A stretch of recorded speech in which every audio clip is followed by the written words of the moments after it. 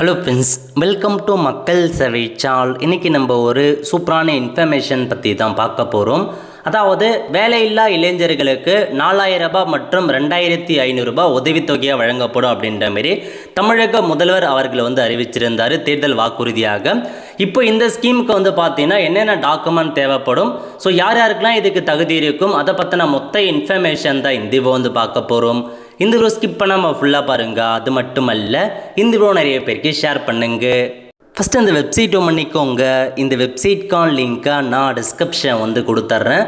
employment.exchange.tn.government.in இதான் பார்த்தா official website. Okay, அதாவது தமிழகத்தில் வேலை இல்லாத இருக்காங்க பாருங்க இளைஞர்களுக்கு. ஸோ பல வருஷத்துக்கு முன்னாடியிலேருந்தே அந்த வேலைவாய்ப்புக்கான உதவித்தொகையை வழங்கிட்டு வராங்க. அந்த வகையில் இப்போதைக்கு தமிழகத்தில் புதிய முதலமைச்சராக விஜய் அண்ணா அவர்கள் பதவி ஏற்றிருக்காருங்க. அவருடைய தேர்தல் வாக்குறுதிகளில் முக்கியமான இன்ஃபர்மேஷன் என்ன அப்படின்னா, வேலை தேடும் பட்டதாரிகளுக்கு ரூபாய் 4000 வழங்கப்படும், டிப்ளமோ முடித்தவர்களுக்கு ரூபாய் 2500 ரூபாய் இளைஞர் நல நிதியாக வழங்கப்படும் அப்படின்ற மாரி சொல்லியிருக்காங்க. அதாவது வேலைவாய்ப்பு தாமத சூழல் நிதி உதவித்தொகை வழங்கப்படும் அப்படின்ற மாரி சொல்லி, இவங்களுக்கு வேலை இல்லாமல் இருக்கீங்க, வேலை தேடிட்டு இருக்கீங்க அப்படின்னா டிகிரி முடித்தவங்களுக்கு 4000 ரூபாயும், டிப்ளமோ முடித்தவங்களுக்கு 2500 ரூபாயும் வழங்கப்படும் அப்படின்ற மாரி தெரிவிச்சிருந்தாங்க. ஸோ இப்போ இந்த ஸ்கீம் பார்த்தா இதுக்கு முன்னாடியே தமிழக அரசு சார்பில் பல வருஷமாக செயல்பட்டு வருதுங்க. பட் இவங்க எக்ஸ்ட்ராவாக இப்போதைக்கு இம்ப்ளிமெண்ட் பண்ணியிருக்காங்க, தேர்தல் வாக்குறுதியாக கொடுத்துருக்காங்க. இதுக்கான அஃபிஷியல் அப்டேட் எல்லா ஜியோ எல்லாமே விரைவில் பாஸ் பண்ணுவாங்க இந்த ஸ்கீம் குறித்து. பட் இந்த ஸ்கீமுக்கு இதுக்கு முன்னாடி என்ன தகுதிகள் இருந்துச்சு, மேபி இப்போ என்னமான தகுதியெல்லாம் கொண்டு வருவாங்க அப்படின்றத ஸோ நம்ம பேசிக்காக பார்க்கலாங்க. இதில் உங்களுக்கு ஸோ அன்எம்ப்ளாய்மெண்ட் அப்ளிகேஷன் ஃபார்மில் இருக்கும், அந்த ஆப்ஷன் நீங்கள் கிளிக் பண்ணிங்க அப்படின்னா இந்த மாதிரி தான் ஓப்பன் ஆகும். தமிழ்நாடு வேலைவாய்ப்பற்ற இளைஞர்களுக்கான வேலைவாய்ப்பற்ற உதவித்தொகை திட்டம் 2006லேருந்தே தமிழகத்தில் செயல்பட்டு வருதுங்க. இதுக்கு முன்னாடி வேறு அமௌண்ட் கொடுத்துருந்தாங்க, நிறைய பேர் வாங்கியிருப்பீங்க. ஸோ வாங்காதவங்க உங்களுக்கான டீட்டெயில்ஸ் தெரிஞ்சுக்கோங்க. ஒவ்வொரு கல்வி தகுதிக்கும் 10th முடித்தவங்க, 10th பாஸ் ஆனவங்க, ஃபெயில் ஆனவங்க, 12th முடித்தவங்க, ஐடி முடித்தவங்க, டிப்ளமோ முடித்தவங்க அப்படின்ற மாதிரி இதுக்கு முன்னாடி கொடுத்தாங்க. இப்போ பாருங்கள், டிகிரி முடித்தவங்களுக்கு 4000 ரூபாய், டிப்ளமோ மட்டும் முடித்தவங்களுக்கு 2500 ரூபாய் மென்ஷன் பண்ணியிருக்காங்க. இப்போ இதுக்கான க்ரைட்டீரியா என்ன இருக்கணும், தகுதிகள் என்ன அப்படின்னா, நீங்கள் எம்ப்ளாய்மெண்ட் அலுவலகம் இருக்க பாருங்கள், அந்த எம்ப்ளாய்மெண்ட் அலுவலகத்தில் பதிவு பண்ணியிருக்கணும். ஸோ நீங்கள் யூஸ்வலாக 10th பாஸ் பண்ணிட்டீங்க அப்படின்னா உடனடியாக எம்ப்ளாய்மெண்ட் ஆஃபீஸில் போயிட்டு ஆன்லைன் மூலமாக நீங்களே பதிவு பண்ணி வச்சுக்கலாம். நீங்கள் 10th பாஸ் பண்ணிட்டேன் அந்த சீனியாரிட்டி பண்ணி நீங்கள் பதிவு பண்ணிக்கலாம். அதேமாரி 12th பாஸ் பண்ணுறீங்க அப்படின்னா அந்த எம்ப்ளாய்மெண்ட் கார்டில் நீங்கள் 12th ஆட் பண்ணிக்கலாம். அதேமாரி டிகிரி முடிச்சிருக்கீங்க அப்படின்னா எம்ப்ளாய்மெண்ட் கார்டில் உங்கள் டிகிரியை நீங்கள் ஆட் பண்ணிக்கலாங்க. இந்த மாதிரி நிறைய வசதிகள் இருக்குது. அதனால் நீங்கள் இதெல்லாமே பயன்படுத்திக்கோங்க. ஸோ முக்கியமான கிரைட்டீரியா எம்ப்ளாய்மெண்ட் அலுவலகத்தில் பதிவு பண்ணியிருந்தால் மட்டும்தான் இந்த உதவித்தொகை உங்களால் வாங்க முடியுங்க. அதாவது இதுக்கு முன்னாடி எப்படி இருந்துச்சு அப்படின்னா, இப்போ நீங்கள் இந்த ஸ்கீம் அப்ளை பண்ண போகிறீங்க அப்படின்னா விண்ணப்ப நாளுக்கு முந்தைய காலாண்டின் முடிவில் 5 ஆண்டுகளுக்கு குறையாது வேலைவாய்ப்பு அலுவலகத்தில் பதிவு பண்ணி காத்திருக்கணும். அதாவது இந்த ஸ்கீம் அப்ளை பண்ணுறீங்க அப்படின்னா எம்ப்ளாய்மெண்ட் ஆஃபீஸில் பதிவு பண்ணி 5 வருஷம் நீங்கள் வெயிட் பண்ணியிருக்கணும் அப்படின்ற மாதிரி உங்களுக்கு தெரிவிச்சிருக்காங்க. இப்போ நீங்கள் 2026 இந்த ஸ்கீம் லான்ச் பண்ணுறாங்க அப்படின்னா நீங்கள் 2021 எம்ப்ளாய்மெண்ட் அலுவலகத்தில் பதிவு பண்ணி இப்போ வெயிட் பண்ணிட்டு இருக்கணும் அப்படின்றதையும் உங்களுக்கு ஒரு ரூல்ஸ் இருக்குது. இதுக்கு முன்னாடி இருந்தது குடும்ப ஆண்டு வருமானம் 72,000 ரூபாய் கொடுத்துருக்காங்க. மேபி அதை 1,20,000 மாற்றுவதற்கான வாய்ப்புகள் இருக்குங்க. உங்களுடைய குடும்ப ஆண்டு வருமானம் 1,20,000 ரூபாய்க்குள்ளே இருக்கணும் அப்படின்ற ஒரு ரூல்ஸ் அண்ட் ரெகுலேஷன் கண்டிப்பாக வைப்பாங்க. இதெல்லாமே ப்ரீவியஸாக இருந்துச்சு, இப்போ அவங்க தொடர்றாங்க அப்படின்னாலும் கண்டிப்பாக அதே நடைமுறையை தான் பின்பற்றுவாங்க, எந்த மாற்றமும் இருக்காது. ஏன்னா 4,000 ரூபாய் கொடுக்குறாங்க அப்படின்னா நிறைய பேர் வேலை இல்லாமல் இருக்காங்க, எல்லாருக்குமே கொடுத்துட முடியாதுங்க. அதனால் அதுக்குன்னு ஒரு ஜிஓ பாஸ் பண்ணி தகுதிகள் நிர்ணயம் செய்வாங்க. அந்த தகுதிகளில் கண்டிப்பாக இதெல்லாம் இருப்பதற்கான வாய்ப்புகள் அதிகமாக இருக்குது. 5 வருஷம் மினிமம் நீங்கள் வெயிட் பண்ணியிருக்கணும். குடும்ப ஆண்டு வருமானம் இருக்கணும். ஏஜ் பிட்டும் இருக்குது. ஸோ 40 வயசுக்குள்ளே இருக்கணும். அதாவது நார்மலாக பிசி எம்பிசியில் 40 வயசுக்குள்ளே இருக்கவங்க வரைக்கும் அப்ளை பண்ணலாம். எஸ்சி 45 வயசுக்குள்ளே இருக்கவங்க வரைக்கும் அப்ளை பண்ணலாம். அதேமாரி நீங்கள் முழுமையாக பார்த்தா தமிழ்நாட்டில் படிச்சிருக்கணும் அப்படின்ட்டு ஒரு ரூல்ஸ் அண்ட் ரெகுலேஷன் வைப்பதற்கான வாய்ப்புகள் இருக்குது. இது இல்லாமல் முக்கியமான கிரைட்டீரியா என்ன அப்படின்னா, நீங்கள் எந்த அரசு துறை, அதாவது கவர்மெண்ட் ஜாபோ ப்ரைவேட் ஜாபோ சொந்தமாகவோ நீங்கள் எந்த ஒரு வேலையிலுமே இருக்கக்கூடாது அப்படின்ற மாதிரி ஒரு ரூல்ஸ் அண்ட் ரெகுலேஷன்ஸ் வைப்பாங்க. நீங்கள் எந்த வேலையுமே பண்ணக்கூடாதுங்க. கவர்மெண்ட் ஜாபாக இருந்தாலும் சரி, ப்ரைவேட் ஜாபாக இருந்தாலும் சரி, செல்ஃபாக கூட நீங்கள் எந்த வேலையிலுமே ஈடுபடக்கூடாது. அப்படி இருந்தால் மட்டும்தான் இந்த உதவித்தொகை உங்களால் பெற முடியும். கண்டிப்பாக இதெல்லாமே புதிய ஜியோவில் வரும். இதெல்லாமே நோட் பண்ணிக்கோங்க. ஸோ அதுக்கப்புறம் வந்து பார்த்தீங்க அப்படின்னா அப்ளை பண்ணுறது எம்ப்ளாய்மெண்ட் ஆஃபீஸில் போய்ட்டு தான் அப்ளை பண்ணணும். பட் இப்போ வரைக்கும் பழைய நடைமுறை தாங்க தொடருது. இன்னும் புதிய நடைமுறை அவங்க வந்து கொண்டு வரும்போது நீங்கள் தாராளமாக அப்ளை பண்ணிக்கலாங்க. இதுதான் உங்களுக்கான ஒரு இன்ஃபர்மேஷன். ஸோ அப்ளை பண்ணுறதுக்கு என்னமான டாக்குமெண்ட் தேவைப்படும் அப்படின்னா எம்ப்ளாய்மெண்ட் கார்டு வந்து தேவைப்படும். உங்கள் ஆதார் கார்டு கேட்பாங்க, இன்கம் சர்டிஃபிகேட் வருமான சர்டிஃபிகேட் கம்பல்சரி கேட்பாங்க, பேங்க் அக்கௌண்ட் நம்பர் கேட்பாங்க. ஏன்னா டேரெக்டாக பேங்க்லேயே போடுவாங்க, அதனால் பேங்க் அக்கௌண்ட் நம்பர் வந்து கேட்பாங்க. ஸோ இது எல்லாமே நீங்கள் வந்து பார்த்தீங்கன்னா ரெடி பண்ணி வச்சுக்கோங்க. இது ப்ரீவியஸ்க்கான அப்ளிகேஷன் ஃபார்ம். இந்த புதிய அரசு பொதுப்பேற்றிருக்காங்க, அவங்க எல்லாமே வந்து இதுக்குன்னு தனியாக அனௌன்ஸ்மெண்ட் பண்ணும்போது நீங்கள் அப்ளை பண்ண ஸ்டார்ட் பண்ணிக்கலாங்க. இதுதான் உங்களுக்கான டீட்டெயில்ஸ். இந்த ஒரு ஸ்கீம் வந்து பார்த்தீங்க அப்படின்னா கண்டினியூவாக தரமாட்டாங்க, 3 வருஷத்துக்கு மட்டும்தான் தருவாங்க. அதையும் நல்லா நீங்கள் நோட் பண்ணிக்கோங்க. ஏன்னா நிறைய பேர் இந்த ஸ்கீம் பற்றி கேட்டே இருக்கீங்க. இந்த ஸ்கீம் ஆல்ரெடி இருந்துச்சு, இப்போ அமௌண்ட்டை மட்டும் உயர்த்தி அமைச்சிருக்காங்க. அவங்க திரும்ப ஜியோ பாஸ் பண்ணும்போது இந்த ஸ்கீம் நீங்கள் தாராளமாக அப்ளை பண்ணிக்கலாங்க. கண்டிப்பாக இந்த ஸ்கீம் வரும்போது நான் உங்களுக்கு இன்ஃபார்ம் பண்ணுறேன், எப்படி அப்ளை பண்ணுறது, யாரெல்லாம் அப்ளை பண்ணலாம் அப்படின்ற மாதிரி. பட் இப்போதைக்கு இந்த ஒரு க்ரைட்டீரியா தெரிஞ்சு வச்சுக்கோங்க. 5 வருஷமாச்சும் நீங்கள் அப்ளை பண்ணி அதை பதிவு பண்ணி வெயிட் பண்ணியிருக்கணும், குடும்ப ஆண்டு வருமானம் இருக்கணும், ஏஜிபிள் நிர்ணயம் செய்வாங்க, தமிழ்நாட்டில் வசிக்கணும், எந்த ஒர்க்குமே செய்யக்கூடாதுங்க. இது எல்லாமே கண்டிப்பாக ஒரு எலிஜிபிலிட்டி க்ரைட்டீரியா உங்களுக்கு வைப்பாங்க, அதனால் தயாராக இருந்துக்கோங்க. ஸோ இப்போ நீங்கள் என்ன பண்ணணும் அப்படின்னா அது வந்து அவங்க ஸ்கீம் வந்து 6 மாதம் கழித்து ரிலீஸ் பண்ணலாம், இல்லை ஒரு 2 மந்த்ஸ் கழிச்சு ரிலீஸ் பண்ணலாம் இந்த ஒரு திட்டத்தை.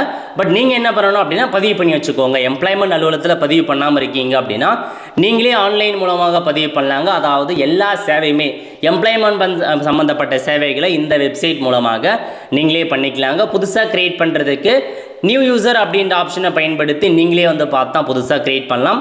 எப்படி க்ரியேட் பண்ணுறது அதுக்கு வந்து நம்ம சேனலில் வீடியோ போட்டிருக்கோம், அதை பார்த்து நீங்கள் தெரிஞ்சுக்கோங்க. கம்பல்சரி நீங்கள் 10th முடிச்சிருந்தாலும் சரி, 8th பாஸ் பண்ணியிருந்தாலும் சரி, 12th பாஸ் பண்ணியிருந்தாலும் சரி, டிகிரி முடிச்சிருந்தாலும் சரி, எல்லாமே நீங்கள் எம்ப்ளாய்மெண்ட் அலுவலகத்தில் ஆட் பண்ணி ஆகணுங்க. ஒரு சில பேர் என்ன பண்ணுவாங்க அப்படின்னா 10th மட்டும் எம்ப்ளாய்மெண்ட் அலுவலகத்தில் பதிவு பண்ணி அப்படியே வீட்டில் வச்சுட்டு இருப்பாங்க. அதுக்கப்புறம் 12th ஆட் பண்ணியிருக்க மாட்டாங்க, டிகிரி எதுவுமே வந்து ஆட் பண்ணியிருக்க மாட்டாங்க. அதனால் கண்டிப்பாக டிகிரி ஆட் பண்ணுங்கள். நீங்கள் டிகிரி முடிச்சிருக்கீங்க, டிகிரி ஆட் பண்ணால் மட்டும்தாங்க உங்களுக்கு 4000 ரூபாய்க்கான அமௌண்ட் வந்து சேரும். அதனால் மறக்காமல் எம்ப்ளாய்மெண்ட் அலுவலகத்தில் ஒன்ஸ் நீங்கள் செக் பண்ணிக்கோங்க உங்கள் டிகிரி ஆட் பண்ணி இருக்கா இல்லையா அப்படின்ற மாரி. அதேமாரி எம்ப்ளாய்மெண்ட் அலுவலகத்தில் 3 வருஷத்துக்கு ஒரு தடவை நீங்கள் ரெனிவல் பண்ணியே ஆகணுங்க. இப்போ நீங்கள் வந்து பதிவு பண்ணியிருக்கீங்க அப்படின்னா 3 வருஷம் கழிச்சு திரும்ப நீங்கள் ரெனிவல் பண்ணணும். அப்படி ரெனிவல் பண்ணாமல் விடுறீங்க அப்படின்னா உங்களுக்கான எம்ப்ளாய்மெண்ட் வந்து லேப்ஸ் ஆகிடுங்க. ஒன்ஸ் லேப்ஸ் ஆகிடுச்சு அப்படின்னா ஒன்றுமே உங்களால் பண்ண முடியாது, அதனால் அப்படியே விட்டுருங்க. லேப்ஸ் ஆகிடுச்சு அப்படின்னா நீங்கள் எங்கே போனாலும் வந்து மாற்றி கொடுக்க மாட்டாங்க, நியூ அக்கௌண்ட் தான் நீங்கள் க்ரியேட் பண்ணுற மாதிரி இருக்கும். ஆன்லைனில் பொறுத்த வரைக்கும் நீங்கள் வந்து உங்களுடைய எம்ப்ளாய்மெண்ட் அந்த அலுவலகத்துக்கான அந்த ரெனிவல் பண்ணுறதுக்கான தேதி முடிஞ்சு கரெக்டாக 18 மாதம் வரைக்கும் நீங்கள் ரெனிவல் பண்ணிக்கலாங்க. அதுக்கப்புறம் உங்களால் ரெனிவல் பண்ண முடியாது, ஒன்றுமே பண்ண முடியாது, அதனால் நோட் பண்ணிக்கோங்க. ஒரு சில பேருக்கு எம்ப்ளாய்மெண்ட் கார்டு இருக்கும், எப்படி லாகின் பண்ணுறது அப்படின்னு தெரியாமல் இருப்பீங்க. எப்படி லாகின் பண்ணலாம் அப்படின்னா யூசர் ஐடியை பொறுத்த வரைக்கும் உங்களுக்கான அந்த எம்ப்ளாய்மெண்ட் கார்டு இருக்கு பாருங்க, அதில் எம்ப்ளாய்மெண்ட் ஐடி ரெஜிஸ்ட்ரேஷன் நம்பர் இருக்கும், அதுதான் உங்களுக்கான யூசர் ஐடி. பாஸ்வேர்டை பொறுத்த வரைக்கும் உங்களுக்கான டேட் ஆஃப் பர்த் தாங்க உங்களுக்கான பாஸ்வேர்டு. ஸ்லாஷ் போட்டு உங்கள் டேட் ஆஃப் பர்த் என்டர் பண்ணிட்டு ஏரோ மார்க்கை கிளிக் பண்ணிங்க அப்படின்னா லாகின் ஆகிடும். இல்லை எனக்கு சரியாக நான் வந்து யூசர் ஐடி பாஸ்வேர்டு கரெக்டாக கொடுத்தும் லாகின் ஆகலை அப்படின்றவங்க இதில் இருக்க பாருங்கள் எக்ஸிஸ்டிங் யூசர்னு இந்த ஆப்ஷன் நீங்கள் கிளிக் பண்ணி உங்களுக்கான எக்ஸ்சேஞ்ச் கோடு என்ன அப்படின்றத நீங்கள் என்ட்ரு பண்ணுற மாரி இருக்குங்க. சம்டைம் வந்து பார்த்தீங்கன்னா இந்த எக்ஸ்சேஞ்ச் கோடு ஓப்பன் ஆகலை அப்படின்னா நீங்கள் வந்து மொசிலா ஃபயர்பாக்ஸ் இருக்க பாருங்கள், அதில் ட்ரை பண்ணுங்கள். ஏன்னா உங்களுக்கு இந்த குரோமில் வந்து பார்த்தீங்கன்னா நிறையா டைம் வந்து எம்ப்ளாய்மெண்ட் வந்து சரியாக ஒர்க் ஆகிறது கிடையாது, ஃபர்கட் பாஸ்வேர்ட் ஆப்ஷனும் வந்து கரெக்டாக வந்து கொடுக்கறது கிடையாது. அதனால் மொசிலா ஃபயர்பாக்ஸை நீங்கள் சரியாக வந்து ட்ரை பண்ணுங்கள். ஓகே, இப்போ நான் வந்து மொசிலா ஃபயர்பாக்ஸ் ஓப்பன் பண்ணிக்கிறேன். இதில் போயிட்டு எக்ஸிஸ்டிங் யூசர் கிளிக்கர் அப்படின்னு கிளிக் பண்ணிங்க அப்படின்னா எக்ஸ்சேஞ்ச் கோடு உங்களுக்கு டிஸ்ட்ரிக்ட்னு எக்ஸ்சேஞ்ச் கோடு இருக்கும், அது எம்ப்ளாய்மெண்ட் கார்டிலே மென்ஷன் பண்ணியிருப்பாங்க. உங்கள் எம்ப்ளாய்மெண்ட் கோடு என்ன அப்படின்னு கொடுத்துட்டு அதில் டிஸ்ட்ரிக்ட் நீங்கள் சர்ச் பண்ணலாம்.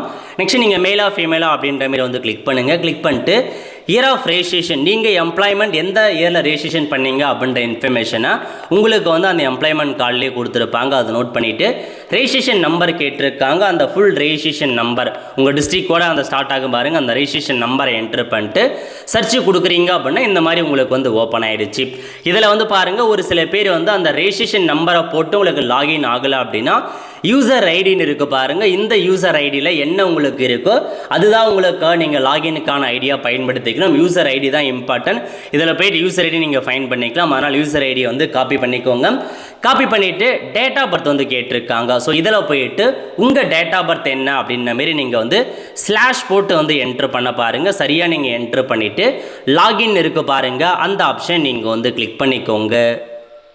அந்த ஸ்டெப்பில் நீங்கள் கொடுத்து லாகின் ஆகலை அப்படின்னா நீங்கள் வந்து ஏதாச்சும் பாஸ்வேர்டு வந்து மாற்றிருப்பீங்கன்னு அர்த்தங்க. இந்த எக்ஸிஸ்டிங் யூசர் கொடுத்து லாகின் ஆகலை அப்படின்னா அந்த பாஸ்வேர்டு போட்டும் யூசர் ஐடி பாஸ்வேர்டு தப்புன்னு வருது அப்படின்னா நீங்கள் பாஸ்வேர்டு வந்து சேஞ்ச் பண்ணிட்டீங்கன்னு அர்த்தம். ஏன்னா நீங்கள் பாஸ்வேர்டு எம்ப்ளாய்மெண்ட் பதிவு பண்ணி நீங்கள் பாஸ்வேர்டு சேஞ்ச் பண்ணாமல் இருக்கீங்க அப்படின்னா டிஃபால்ட்டாக டேட் ஆஃப் பர்த் தான் உங்களுக்கான பாஸ்வேர்டு. ஒருவேளை நீங்கள் பாஸ்வேர்டு மாற்றிட்டீங்க அப்படின்னா உங்களுக்கு வந்து பார்த்தா இந்த எக்ஸிஸ்டிங் யூசர் லாகின் ஆகாது. ஸோ பாஸ்வேர்டு நீங்கள் திரும்ப நீங்கள் ஃபர்கட் பண்ணுற மாதிரி இருக்கும். ஸோ ஃபர்கட் பாஸ்வேர்டு அப்படின்ற ஆப்ஷன் நீங்கள் வந்து கிளிக் பண்ணிக்கோங்க. ஸோ கிளிக் பண்ணிவிட்டு உங்களுக்கான பாஸ்வேர்டை வந்து பார்த்தா நீங்கள் ரெட்ரைவ் பண்ணிக்கலாம். ஃபர்கட் பாஸ்வேர்டு நீங்கள் ரெட்ரைவ் பண்ணுறதுக்கு என்ன பண்ணணும் அப்படின்னா நீங்கள் அதுக்கும் மொசிலா ஃபயர்பாக்ஸ் தான் வந்துடுங்க. வந்துட்டு யூசர் ஐடி, உங்களுக்கான யூசர் ஐடியை கொடுத்துட்டு டேட் ஆஃப் பர்த் வந்து கேட்டிருக்காங்க. இதில் போயிட்டு உங்களுக்கான டேட் ஆஃப் பர்த்தை என்ட்ரு பண்ணிவிட்டு பாஸ்வேர்டு வந்து கேட்டிருக்காங்க. உங்களுக்கு பிடிச்ச பாஸ்வேர்டு என்னவோ அதை நீங்கள் வந்து மென்ஷன் பண்ண பாருங்கள். ஸோ எல்லாமே சரியாக நீங்கள் வந்து கொடுக்குற மாரி இருக்கும். கொடுத்துட்டு சேவ்னு இருக்க பாருங்கள், இந்த ஆப்ஷன் நீங்கள் கிளிக் பண்ணிங்க அப்படின்னா உங்களுக்கு வந்து சேவ் ஆகிட்டு இந்த மாதிரி வந்து பார்த்தா பாஸ்வேர்டு சேஞ்ச் அப்படின்னு காமிக்கணும். அப்படி காமிச்சிச்சு அப்படின்னா உங்களுக்கான பாஸ்வேர்டு சேஞ்ச் ஆகிடுச்சு, நீங்கள் டேரெக்டாக லாகின் பண்ணிக்கலாங்க.